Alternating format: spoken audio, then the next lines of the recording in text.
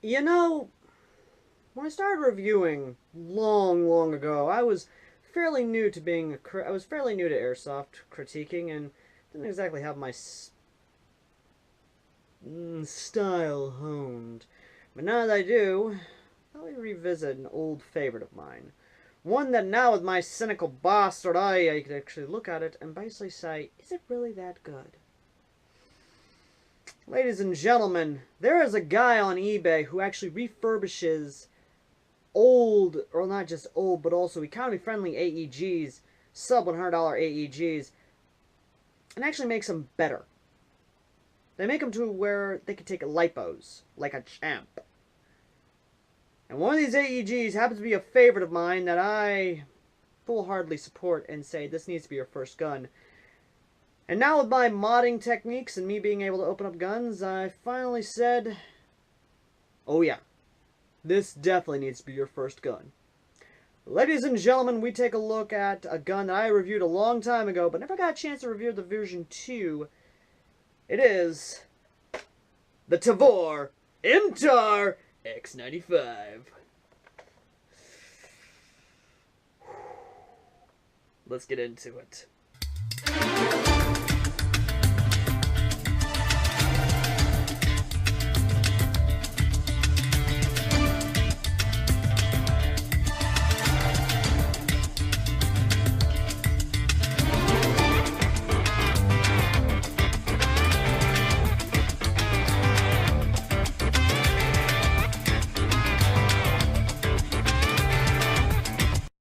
You may automatically be raising questions such as why it doesn't have a bottom rail, what's with the rear sight here, and of course why there is no sling point.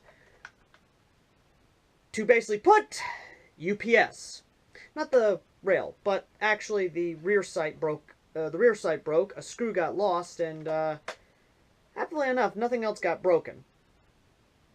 UPS, for some ungodly reason, decided to basically fuck up most of the shit that came to me in the big $1,500 package. Or at least crate that Apex sent me.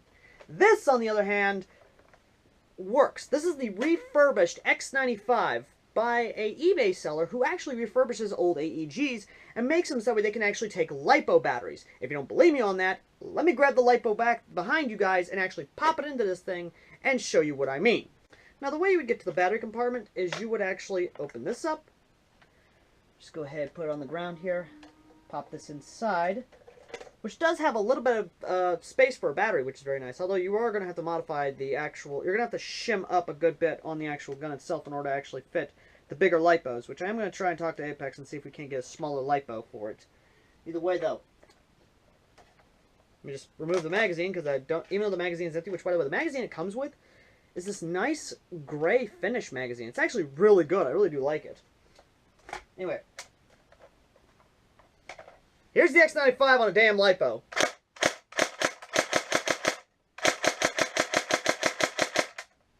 Full auto! Wait, I didn't know we could use machine guns! My name is Inigo Montoya, motherfucker!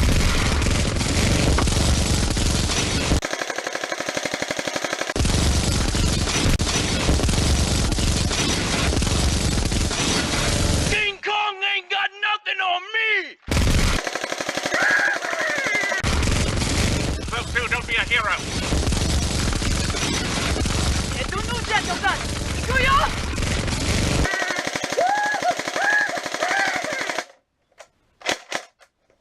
Okay, I'm having way too much fun.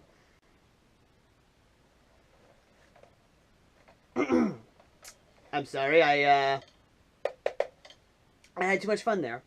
And before a lot of you ask, this is a 1.2 volt, this is an 11 volt 3-cell LiPo. Basically an 11-1 LiPo, 3-cell. And the magazine that the seller does send you with is actually a... Well, where is the actual thing? I believe I set it down somewhere. Did I put it in my pocket? Did I put it in my pocket? Look it in my pocket. Look it in the pocket. There's the pen. Okay, there's the butt plate. Now, fair warning, this pin may come loose, but granted, that's a basic risk with these things. But version 1. Version 2, on the other hand, much. It only moves just a little bit. The hop-up, of course, is very much so improved. And the actual feel of it is really good. Now, granted, the texturing I personally like because it gives you that grainy sand feel, or at least that thing. Now, Apex, for some reason, was very much so high standards, did not like the feel of it, and you can go check out his thoughts on this gun over there.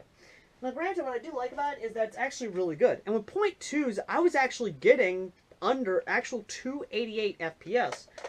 And, of course, the magazine itself, now, granted, you are going to have to get used to this, but it will take mid-caps like a champ. Now, the magazine you do get is a 300-round high cap, and it's actually really good. I do like the compactness of it. Now, granted, the way the rail here is designed, you're going to have to get a more raised red dot to actually have on there. I'm not going to have a red dot on here. I am going to probably use the iron sights as much as I can, or I'm probably just going to go by sight alone, because in reality, I can actually see the BBs, so I'll be able to just go by sight alone. The comfort of this gun is actually really good. I do like how it is. It gives me a nice little P90 feel with the angled front here, and I do like it, and I do love it. Now, it does come with a bottom rail for you to actually have all your foregrips, your angle foregrips, and things like that, but I removed it because, honestly, I like the way it feels like this. It just feels really, really good. I just love the feel of this gun. It's ergonomic. Now, granted, it doesn't have a fully ambidextrous fire selector, but you can put an ambidextrous if you want to, because if you have a fire selector that's actually on this side, you could actually put a full ambi on here.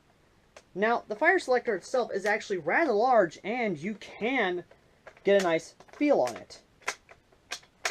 Now, if you do like this, like say you got it on full auto and you do this, it is going to flip all the way to safe. So you're going to have to be careful how you flip your switch. Now, the first switch, of course, is for semi-automatic. Second switch is for fully automatic. Much like an AR almost. Well, almost like an AR-50, almost like an AR platform. But either way, it's a really nice built gun. And the fact that it represents an X95, which is a massive improvement on the actual MTAR, and the reason it's an improvement on the MTAR is because the MTAR, there were a lot of complaints about it. The barrel was too long, it was a little bit too bulky, so they slimmed it down a bit. And the biggest one has to be the actual mag release, because the mag release originally was right here. And what would happen is people would actually hit the mag release on some equipment, and the magazine would just fall out. The MTAR itself actually moves the mag release up here, which is what these two knobs are, which is what the molded plastic here is. These molded plastics is supposed to be the mag release, where you can actually hit the button and the mag would come out. Now, on the economy-friendly version, they just decided to go with this, which kind of makes it feel like the L95, the L85, where literally you had the mag release right here, and you just kind of do it like that. Don't get me wrong, I'm not don't get me wrong, I'm not hating on it. I'm just saying that a little bit more would have been great. But for $45, and I'm not even lying, on eBay, $45 with free shipping. Damn if this ain't a good gun. Damn if it ain't. And the cool thing is, I personally love this gun because Battlefield 4. Oh my god, this gun in Battlefield 4 just wrecks house because of the high rate of fire, the great hip accuracy. I fucking love this gun in Battlefield. Okay, so here we are with the chronograph under you. I am using, of course, a GMP mid-cap, which, just go ahead and... It is a little wobbly in there. That is something I don't know if I mentioned in the review or not, in the video or not, earlier I mean. The magazines are wobbly. Don't worry, they are not coming out of this gun. Trust me on that. Okay, so, got the chronograph on. I have it on semi-automatic, using Black Ops .2s. Let's see what the FPS is on this. 220, 226, 227, 227, 227, 227. Okay, so we are getting a consistent FPS of 227, which means this thing is CQB friendly. So yeah. Now whether or not this gun is actually really good for CQB, that's the big difference. But either way. Now, I'm going to change up the shooting range for this one. I'm going to actually have you guys down by the first barrel, which is roughly 50 feet away from me. Then I'm going to have you at a second barrel, which is about 80 feet away from me. I'm going to have you at a pile of wood and what have you, which is well beyond 100 feet. So if we can actually do that, that's going to be interesting. Also, I am testing out my Call of Duty Ghost action cam that I got in the package. So we're going to see if this is actually good for a new selfie cam, or if I'm not going to use it at all. Either way, though. Also, you're going to like the video that comes out of it. Anyway, I'm going to go ahead, get you guys down there, and we'll see how it goes, okay? Okay. Okay, 50 feet.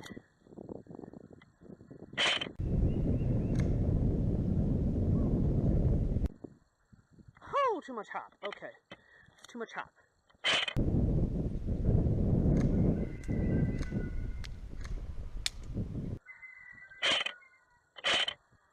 Even with...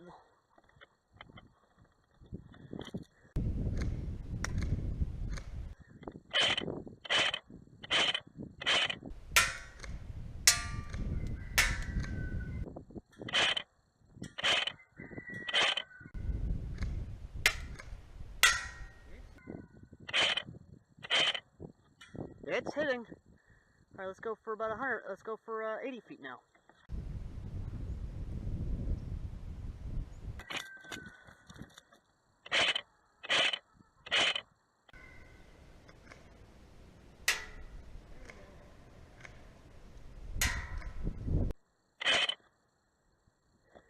It's hitting. It's hitting 80 feet.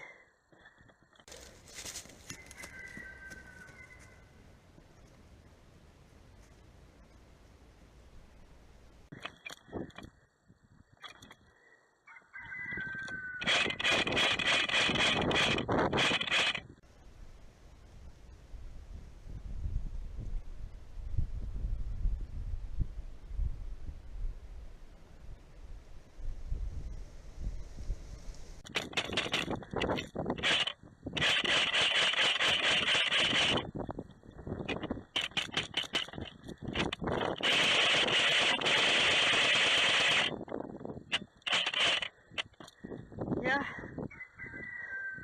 those were actually hitting a bit, I think. All I know is it went, because of the hop up, the fuckers went over the wood. If you're wondering why I'm a little bit out of breath, simply because I ran between shots, between the target shooting. Anyway, but yeah. Son of a bitch. Alright. But yeah.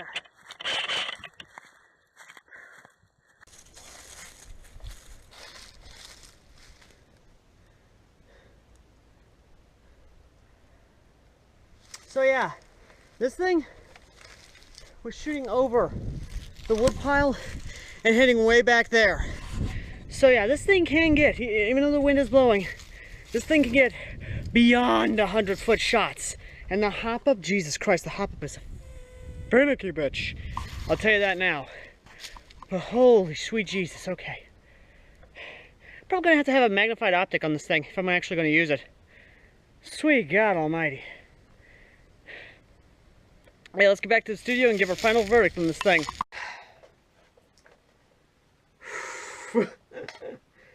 Oh boy, this thing gave me a pleasant surprise. For being a refurbished model, I guess the guy did something to the hop and gave it that Tokyo Marui magic factory dust or something along that nature. Jesus Christ, this thing. Oh my God, this thing is just, yeah.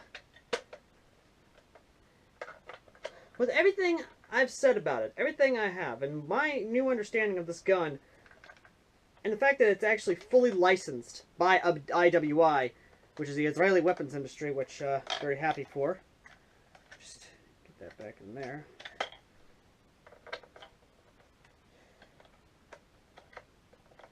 Ah, fucking hell. Have to get up in there. The X95, the MTAR, AEG, refurbished.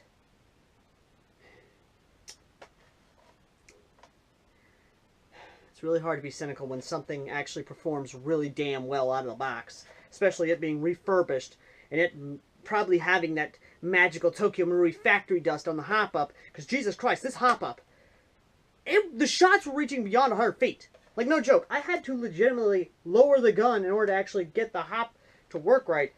This thing is actually evil at range. I'm going to say that right now. And with heavier BBs, I'll bet you anything, with .25s, this thing is just hitting fucking dead on. And with the CQB-friendly FPS, this thing gets no more, no less than a 9 out of 10! This thing is a must-own if you're just getting into airsoft, or you want to upgrade this thing, or you want to do AEG modding out the box. Get this gun. I will have a link down below in the comments section, probably, to the eBay page where I got this from, with the YouTube monies we actually made. This gun is definitely going to be in my collection. This gun is definitely going to be on the field. I'm going to field this thing. I'm going to be using this thing. I am probably going to use this as my new primary, probably. And the rotation of guns I'll be taking on the field. Because holy hell, this gun is good. The performance is good. The accuracy is good. The modability is good. You can actually fucking HPA this damn thing. I've seen people who have bought these things and HPA'd them. This gun needs to be in your collection. I said it before when I first reviewed the version 1 of this. This is the version 2 refurbished. It's good. Go fucking get it, okay? Go! Now! Go to the link down below to the eBay page. Buy this damn thing. This thing needs to be in your collection if you're CQB, or if you want a good gun, or if you want a good MTAR. Because believe me, this is the only other MTAR that I can think of besides that horrible UK Arms Springer version that I'm not even going to talk about. That thing needs to never be mentioned. And if I swear to God, Apex, you send me that damn thing, I'm going to lose it. Either way, though, thank you all for watching. As always, I've been AirsoftAL. And, you know what? I feel pretty good. It feels good, actually, reviewing something that really does kind of get me as the common man's airsofter. They gave me the name, the common man's airsofter. And you know what? I think we need to kind of go up in price now. I think we need to talk about something that, in all honesty, needs to be talked about. And what the hell is that music? What am I hearing?